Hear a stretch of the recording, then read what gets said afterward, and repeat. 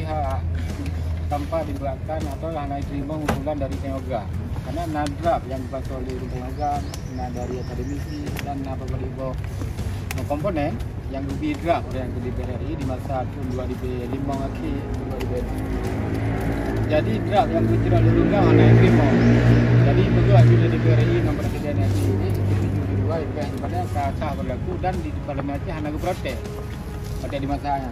Padahal kesempatan protes di masa 2020 kesempatan MAU disebutkan Legislatif Aceh hanya rumuskan sapu-sapu undang-undang segala pemilu warga guru. Nah, jadi keputusan DPR RI tentang undang-undang sudah tahun 2006 hanya protes oleh Dewan Warga 6 mungkin, tapi warga guru saja. Nah, wacanya hanya protes. Bukan maknanya tidak sadar, hanya belajar dari sejarah. Jadi yang menurut lu kekurangan tanya yang pun deh MOU-nya hanya dapat ke bahu dengan Undang-Undang 45.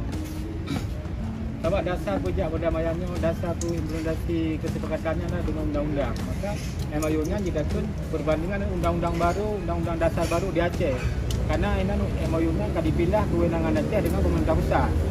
Yang berlaku Aceh Imak Jawa 3%, kurangnya di Aceh tinggal Imak Jawa dalam nambah kewenangan itu. Jadi menurut dong, yang pun lepas ada revisi kalinya, MOU-nya harus utama dalam bab konsideran pembuatan undang-undang yang baru. Bab mengingat Undang-Undang 45, iunya mengingat MOU singkir itu. Supaya turunan dalam poin-poin kanun di UK, jadi dia tidak berpelung ke Undang-Undang 45 nanti. Tak berpelung dengan MOU singkir. Yang nama asal yang juga tidak tahu. Undang-Undang 45 cuma kewenangan untuk kelola nambah kewenangan. Yang lain tak berlaku dah. Memang enak hanya mudah akan gaduh. Pada belum tapi orang ni hanya kata habis pam. Belum awak jadi gula panjang-panjang macam. Tapi urangnya Aceh boleh bergelah begitu bentuk wujud satu dah ya memang harus mudah mengerti. Nah, konten poin lagi poin MOU inti ke Bang Wan Bergabung. Segala keputusan DPR RI menyangkut dengan Aceh akan dilakukan dengan konsultasi dan persetujuan legislatif Aceh. MOU lagi yang diperlukan. Tapi undang-undang juga akan dilakukan dengan konsultasi dan pertimbangan. Dikunci dalam kata-kata pertimbangannya, tata cara konsultasi dan pertimbangan dengan peraturan presiden. Jadi ini dibonsai habis, licok kata-kata persetujuan yang dibonsai lah sebagai pembentuk undang-undang pilkada serentak. DPR Aceh hanya pihak yang kena karena undang-undang sebelah hanya diharuskan lagi setuju kena. Undang-undang pilkada serentak siapa? Undang-undang omnibus law siapa? Yang tak prokes dia. Seharusnya hanya berlaku di Aceh lagi awaknya. Keputusan internasional mentang MOU ditulis akan berlaku di Aceh dengan konsultasi dan persetujuan Parlimen Aceh. Keputusan WHO je, yang hanya setuju Parlimen Aceh akan berlaku. MOU tapi undang-undang sebelah hanya pihak yang kena Aceh. Maka untuk tak tegah mandung tersebut kemandirian Aceh dalam MOU harus masuk dalam konsideran bukan undang-undang yang. Jadi tak jurut je dia MOU saja hanya ada jurut undang-undang 45 tak jurut. MOU singkat. Nah, ini MOU tuduh bak ukur pembuatan undang-undang ya.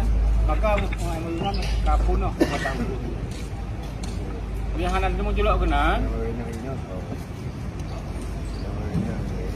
Makanya kan dalam bab di Jakarta sedang dalam program revisi. Jadi dia tak siapkan draft. Jadi Aceh pada Aceh